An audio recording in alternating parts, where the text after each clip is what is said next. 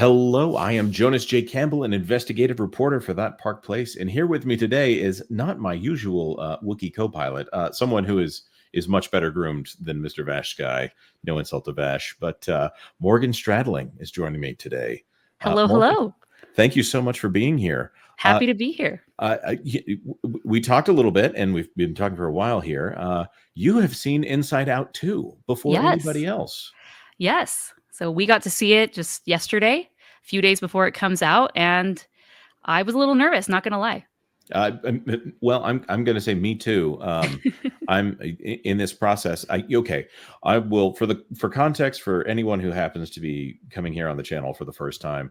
The conversation that myself and WDW Pro and some of our friends have been having, obviously, Disney has been making a lot of changes in the way they handle films. Pixar is a studio that has generally been pushing more towards that mature content recently. Obviously, Lightyear was a kind of a watershed moment for the studio, if that's the right way to put that, where they were going towards more mature themes while also still trying to kind of have their cake and eat it too by making things that are supposed to appeal to kids.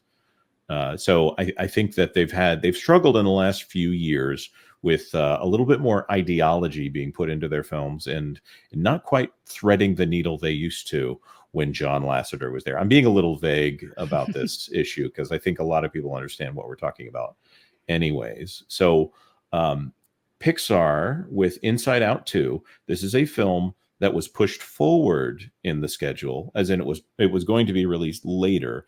Elio was supposed to be in this spot, and Elio was pushed back very suddenly after Bob Iger came back to the Walt Disney Company, and Inside Out 2 took its place. To me, that was not a good sign for this film.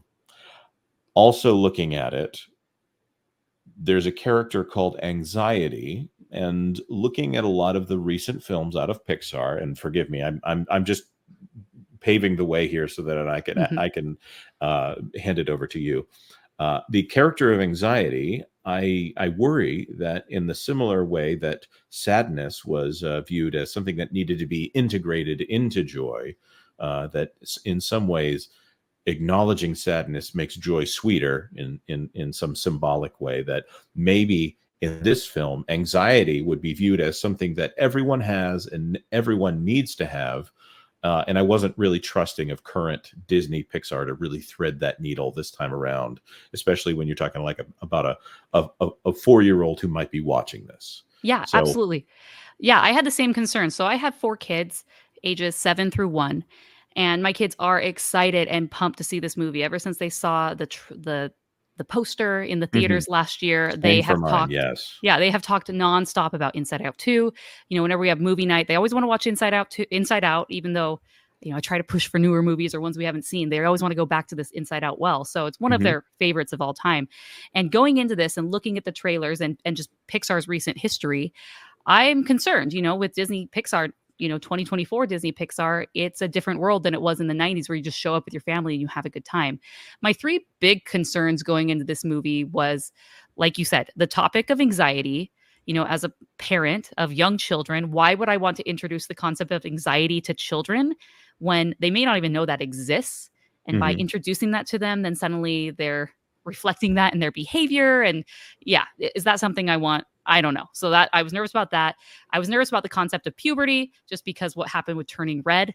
Again, when my son was 5, I didn't want to take him to a movie about that and have to have those conversations before he was ready. I feel like children should be allowed to have children. You don't have to introduce every topic to them all at once, right? Right. And then lastly, it made it kind of seem, the discourse online with Riley and having multiple genders in her head, and the commercials made it seem like maybe does she have a crush on this girl? So there were all these things that's like, okay, well, what's going on with this movie? Is this going to be like a bait and switch? She's going to be LGBT? Or is she going to be genderqueer? It could work, right, with everything that we'd seen before. And so going into it, I was like, okay, I have to preview this movie for my kids. Is it going to let me down? And then therefore, am I going to have to let my kids down and say, yeah, sorry, kids, we can't see this one. Right. And that's been the thing with Disney lately, is they don't let parents know, because there may be an activist streak here where they're trying to maybe even do an end run around parents, where maybe the first few episodes of a Disney Junior series will be something that parents might watch and, okay, yeah, I get this. This is fine. And then Mhm. somewhere in the season 3 of Muppet Babies, all of a sudden we have a question about drag queen Gonzo proselytizing to the rest of the Muppet Babies about how they need to accept him, which Mhm. is different from silly Gonzo that wears a dress as a gag from the classic show, things Yeah, like that. parents have tuned out at that point, and they've just trusted that the show is going to take care of the kids, right? Exactly, exactly. So instead of letting parents have these conversations with their kids on their own terms when their individual children are ready, instead it kind of goes in there in this way where even even the parents are put in an odd footing where they might even be okay with some of these things, but they want to do it at the appropriate time, Mhm. Right. not in letting parents make these decisions for themselves. Also, you don't want to. It puts Disney in an odd situation where they don't want to say, by the way, we are going to be doing this, and we're going to be doing this, and we're going to be doing this in this film. That would turn off Right. so many parents right Right. off the bat. And typically with Disney Pixar, it was family friendly. It was all ages. And so it was going to be good content no matter what the age. You didn't have to say, oh, this is like a preteen movie, this is a teenager movie. Uh, and so, but they veered into that. And so now you have to be a little bit more on guard. Right, and Is now this a they Pixar movie for the older kids? Because, as much as I don't like Turning Red, it's fine for older kids. yes, I would agree with that. I don't I would agree with, agree with that. some of the themes of Well, betraying your parents and twerking in front of them, but, that's for another day. But Right, and someone could say, well, it's a panda twerking as opposed to a child, and it's fine makes as long as a small child doesn't imitate it. Again, I'm not trying to. There are people that know me that are going to say, you approve of this movie. Well, with a huge asterisk. right, right. Right. So the other problem that Disney has is that everything is PG anymore. There is no G. There Mhm, is no PG mhm. 13 on animation. Now all of a sudden everything is shifted up, and Marvel is even going to be rated R. So Inside Out 2 is rated PG. Would you say that that's a good rating for this film? Yeah, I think I'm trying to think if there was anything necessarily that would warrant not a G rating, and Hmm. off the top of my head, I can't. The great thing about Inside Out, and I left very relieved, is that it's a fine film. Parents can take their kids to this, and there's nothing concerning, or you're gonna have to have a conversation later, or hope that this goes over their head. Thank goodness, because when I was going into the screening, I posted my little picture like, "Hey, seeing Inside Out 2 today." And I got probably 10 moms message me, "Hey, let me know how it is. Is there anything woke in this? Is there anything I need to be concerned about? My kids are so excited. We want to see this." And so that made, it just kind of reinforced that it's not just me. There's lots of people out there that feel the same way, and Disney really has betrayed them. So I'm so happy for Pixar. They've taken a shift and they've gotten the message, and it's just a normal Pixar film. It's good. It's enjoyable. Obviously, it's not as good as the first one, Hmm. but it's up there. I gave it, 4 out of 5 stars. Okay, so I have to ask you a couple of questions here. I'm gonna ask you very specific questions because just because everyone comes from so many different perspectives on this, and that's, first of all, it's great to hear that they have a good film on their hands. I actually, I was one of the few people who stand up for Luca and say I actually love Luca. I think Luca's a great film here. Not as in love with Turning Red, and Soul just didn't do it for me. Poor Pete Doctor Yeah. on He's that he's one. doing his best over there, and Oh, I yeah. mean, and who can live up to John Lasseter, Right. really? Well, and then when your show gets dumped into Disney Plus, Yes. what can you do? Exactly, exactly. So I feel like there's so many things we could talk about here on this, but I'm gonna try to lower it down to specific things. Are there LGBT themes in this? Are there LGBT characters that are clear to the audience? Not that I could see, perhaps in the background, but I wasn't paying attention to that. Mhm. But there's not even a hint of it. When in the trailers there's this older girl who's on the high school hockey team, and Riley, being this talented hockey player, really idolizes her and like, knows all of her stats and knows everything about her, and just is really doe-eyed towards her. And it's there's the character of envy that's in there, but it's really just an admiration for who she is as a player. Mhm. And in the movie, she takes her under her wing almost immediately. So they end up going to this 3-day hockey camp, and on the way to the hockey camp, her friends her two best friends who've been on her team with her forever, or this past 2 years here in San Francisco, tell her, hey, there's been a boundary change. We're no longer going to the same school anymore. So Riley has this existential crisis, and the anxiety starts taking over. A few other things happened earlier that day, and she starts realizing, oh, I need to start looking out for my future. And so then this girl, she meets her, she talks to her, she's super awkward and lame just because she's nervous, and Mhm. she takes her under her wing and introduces her to her friends. And really, it's nothing more than that.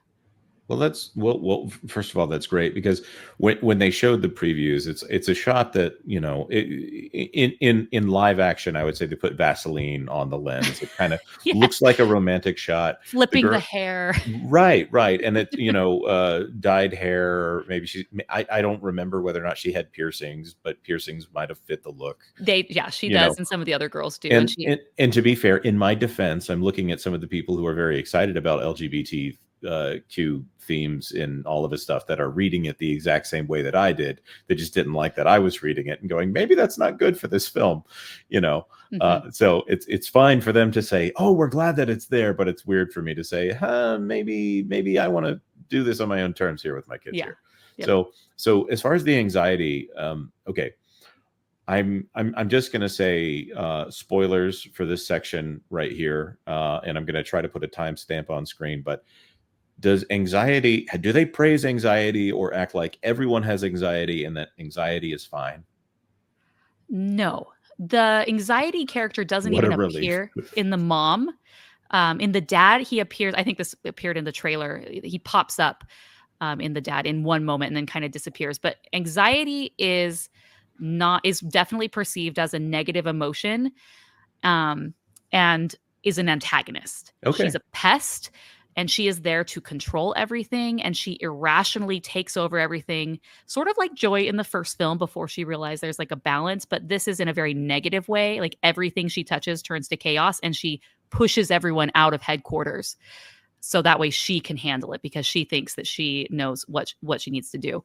And the only positive thing with anxiety is there is a scene where, so with anxiety, it's like going through all of the different scenarios in your mind. Well, what if this happens? What if this happens? What if this happens? And Mhm. typically that's very negative. You're not looking forward to like, well, what if I, score the winning goal, and so that doesn't happen with anxiety naturally. And there is a moment where Joy is able to take over and kind of recode the messages to only show Riley the positive what ifs. Mhm. So that's like the positive anxiety, if you will. So kind of the Um, power of positive self-talk. yes, That's yes, good. yeah, That is and good.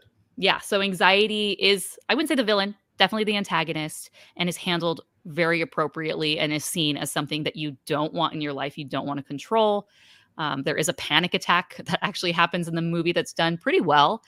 And visually, the way that it happens inside the mind was probably my favorite part. But they did a good job. And I'm just Wow. shocked that I'm saying this because the anxiety thing was actually my number one concern going into Yeah. this movie. I said, why are we showing a movie? Why are we showing anxiety to kids? But Well, I'm so totally 180. with that being said, would you put an age lower limit on this on where you would think it would be maybe on the inappropriate side to bring a child to this? I really don't think so. I think the younger kids really won't make those connections. They'll just think it's kind of this crazy bad character. Okay. And then the ones that start to understand it a little more will get what's happening. That's really well put. Yeah. Okay. Okay. Now the other subject is puberty, because of Hmm. turning red and heaven help me, Baymax, and what an Yeah. that it feels like Disney really lost their minds with Baymax, which is aimed at 5-year-olds, but also has a gay allegory and also has a young girl handling puberty by herself with a robot that breaks into the bathroom. It's so strange and so weird. So Disney has Why? really been all over the map on handling puberty. Any red flags here that you want to warn us about? How how No, how do they handle it? I hate to say this, or I'm happy to say this, that puberty is handled so well. In the trailers, they talk about becoming a teenager, and they kind of Mhm. have this euphemism for that. But then what happens is the day that summer or the camp is supposed to start, puberty hits. And so a new button appears on the control board that says puberty. But nobody in the film says puberty. None of the internal, the emotions say it. The mom doesn't say it. Like the word is not spoken. You can just Mhm. read. It's a big red button. It says puberty. And then they kind of like flash away to it. And then Riley starts exhibiting these symptoms of, puberty, like I'm smelly, I'm stinky. She starts overreacting, Hmm. and the mom's like, oh no, this is the next 10 years. And so it's implied. And as far as the messy aspects of puberty, none of that is even touched. I'd say the closest they even come is, oh my goodness, I smell and I need deodorant. But then everything else regarding puberty, it's the emotional changes that happen with puberty. And obviously, since this is a movie about the mind, that's where Hmm. they focus it. And I really appreciated that. I like that puberty wasn't really even mentioned, other than it's a change. Well, that's great, and I am very pro deodorant in my household, so Good. that's awesome. Okay, so that is so good, and I'm Thank sure we're you. going to have questions in the comments, and if you want to stick around, and Yeah. answer people's questions in the comments, or I might even ask you back for a second one here to talk about this, because this has been a fantastic conversation. I just want to ask about a couple of other small things. Of course. So you said it's good. It's not as good as the first. I wouldn't expect it to be as good as the first. I think I read that Michael Giacchino did the soundtrack to this one. Is the soundtrack everything you would expect from a sequel to Inside Out? So Because that I thought first that I soundtrack read was when I was so good. looking up writing my review that he did not. Oh no! Yeah. Oh So the music no! is by Andrea Datzman. Okay. And as I was writing my review, I didn't even recognize or acknowledge the music at all while watching it. And I realized that. And then I went and looked and I'm like, well, Giacchino isn't even there. Like that Mhm. makes a little bit more sense. There's not like a standout like leitmotif or Mhm. theme that really like when you think of Inside Out, you think of that piano, just that high piano note Mhm. that's, joy when the baby's born. Oh yeah, yeah. And I'll that hear that. is I'll not hear that. While I'm working, I'll hear that being played on the piano by one of my children, who loves music and loves to pick out things on the piano. And whether or not he realizes it, is that he's a Michael Giacchino fan at this moment. So little protege. yeah, that's right. Yeah, so unfortunately the music did not stand out to me. Okay, all right. Well, that's not a crime. I Right. just I love his work, and He was like the Pixar guy for so long. oh yeah, yeah, Yeah, he was fantastic. intertwined with these great movies because of these great scores. Well, so then my question is going to be: it sounds like they actually have a good film on their hand. Sounds like it doesn't have. Oh, I'll throw this one at you. Is there any strange Marxist ideology about the oppression of people and how we need to tear down society and rebuild it, or anything like that? No, Okay, absolutely not. great, No. Yeah. perfect, I great. mean, unless you consider anxiety kicking people out and thinks that she can control everything and kind of be the dictator of the mind. She puts all of the five main emotions into a jar and puts them in the secrets where Riley keeps all of her secrets in the vault. Ah, And so they get put there and then it's this journey back on how, and so it's very reminiscent of the first film, where they get kicked, certain people get kicked out and they have to find their way back. They have a certain thing that they need to attain. But no Marxism. that's Big good. win. That's good. Been a funny thing to have to deal with that one in entertainment as well. I don't know, but that being said, thank you so much for being here. Do you want to give this a score out of 10?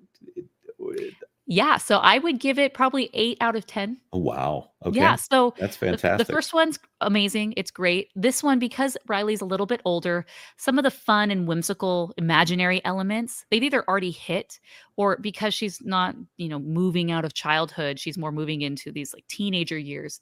It's those just fun, silly moments aren't there as much, although I will say there's a Bing Bong-esque character called Bluefy, which is definitely a spinoff of the fourth wall breaking, Okay. Dora the Explorer, Bluey, or not Bluey, excuse me, Blue's That Clues. would The that would be characters that talk amazing if literally they like actually talk to the found a way fourth to wall. put This character Bluey into talks this, to a yeah. wall. And it's just so funny. And he has this fanny pack called Pouchy. That's literally they say, "Oh, Pouchy." And every adult in the audience who has children who's watched Mickey Mouse Clubhouse knows exactly that Mhm. reference. There's tools that pop out, and it's so funny. So there are some funny moments, but it's just not 100% tuned in as great as the first, but I had a great time watching Well, the it. fir I left very satisfied. My friend cried, I did not, so we'll see how many people end up crying in this one. A yeah, good I story. I like the way that it was set up with the 3-day camp and everything that happens with that. So well, this a sounds great, and it surprising sounds like Pixar a win, and return I to form, yeah. desperately needed Pixar win.